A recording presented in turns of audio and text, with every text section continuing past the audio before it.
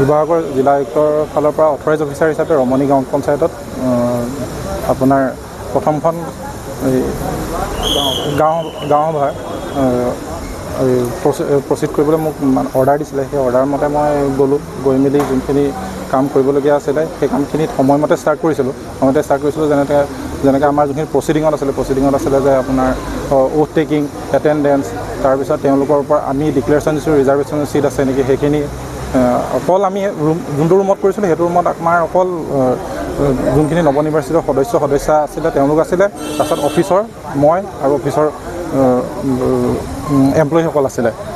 তাৰপিছতে সেইখিনি প্ৰচেছ শেষ হোৱাৰ পিছত যেতিয়া মানে তেওঁলোকৰ সভাপতিৰ কাৰণে আমি যেতিয়া মানে নমিনেশ্যন বিচাৰিলোঁ, নমিনেশ্যনত মানে দুজনক চিলেক্ট কৰিলে, দুজনৰ মাজত পাঁচজন ভোট হ'ল। পাঁচজন ভোট হোৱাৰ কাৰণে তাৰ নেক্সট প্ৰচিডিউৰটো এতিয়া পাঁচজন হ'ল। এতিয়া লটাৰী নহ'লে টছ তেনেকুৱা এটা পৰ্যায়লৈ গুচি গ'ল। এতিয়া তেওঁলোকৰ 5জনে বিচাৰে লটাৰী, 5জনে বিচাৰে টছ হোৱাটো। এতিয়া 5জন হৈ থকাৰ কাৰণে কথাটোতো তাৰ চলিউশ্যনটো একো নোলায়। সেইটো কাৰণে যে কি বুলি ক'লে আপোনালোকৰ মাজত যদি মিউচুৱেলি যদি কিবা মীমাংসা কৰিব বিচাৰে আপোনালোকে সময় লৈ লওক, অলপ কৰি লওক।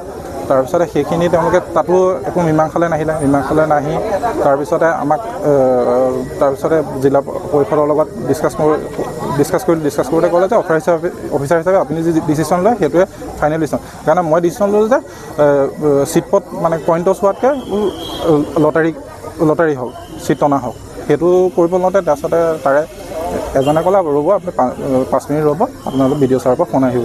তাৰপিছত সেই বুলি কয় আমিও ক'লোঁ যে 5 মিনিট আপোনালোকে আকৌ ডিছকাছ কৰি লওক যদি হয়। তাৰপিছত তেওঁ বাহিৰলৈ যোৱাৰ পিছত কি হ'ল সেইখিনি কথা আমি অৱগত নহয়, আমাৰ সেইখিনি ৰুমত নাই। তাৰপিছতে অলপ বাহিৰত চাগে চিটুৱেশ্যনটো ল' এণ্ড অৰ্ডাৰ চিটুৱেশ্যন টাইপৰ হ'ল। সেইখিনি হোৱাৰ কাৰণে মানে আজি সিমানখিনিয়ে আজি মানে কমপ্লিট নহ'ল, যোনটো প্ৰচিডিউৰটো কমপ্লিট নহ'ল। আজি থানাত এতিয়া আপোনালোকে নিজে আহিলে নে আৰক্ষীৰ পৰা মতা হয়? আমাক সুধিবৰ কাৰণে তাৰ চিটুৱেশ্যনটো কি হৈছিলে সেই মতা হৈছিলে আমাক। আজি ৰমণী গাঁও পঞ্চায়তৰ যি আমাৰ নৱনিৰ্বাচিত যে ৱাৰ্ড সদস্যসকলৰ যি শপতনামা আছিল আৰু প্ৰেচিডেণ্ট বাছনি আছিল, তাত আমি যে উপস্থিত আছিলোঁ। যিহেতু আমাৰ নতুনকৈ যি আমাৰ প্ৰেচিডেণ্ট হ'ব তেওঁক আমি কিবা এটা সম্বৰ্ধনা জনাম বুলি সকলোৱে আগ্ৰহে বাট চাই আছিলোঁ। তেনেস্থলত আমাৰ ৰমণী গাঁও পঞ্চায়তৰে 5 নম্বৰ ৱাৰ্ডৰ পিংকু মোহন নামৰ যিজন যুৱক, তেওঁ জনপ্ৰতিনিধি হিচাপে তেওঁৰ ভিতৰত যি চৰকাৰী নিয়ম মানি থাকিব লাগিছিল, তেওঁ বাৰে বাহিৰলৈ ওলাই